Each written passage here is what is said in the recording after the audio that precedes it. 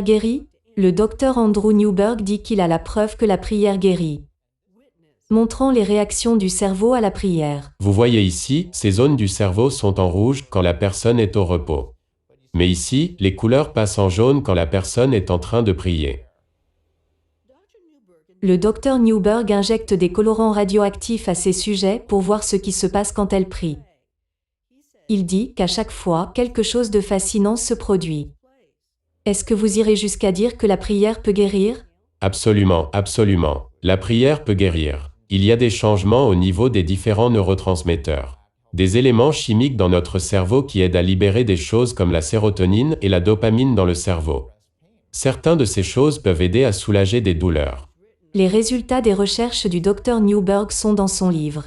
Ce sont des centaines d'études des dernières décennies. Alors que le corps médical a un nouveau regard sur le rôle de la religion dans la médecine moderne.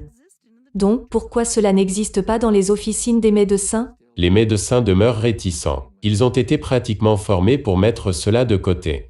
Dr Henry Sorel avait l'habitude d'être l'un d'eux. Mais maintenant, il dit qu'après avoir revisé plus d'une centaine d'études, il a changé de vue.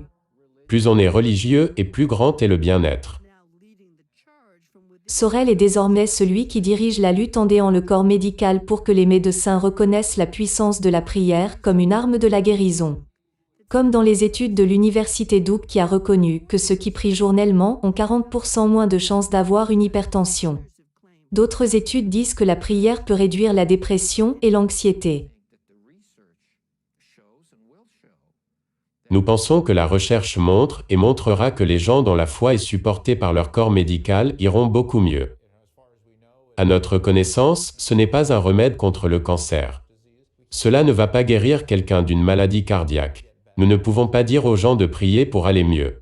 Cela n'a pas vraiment de sens.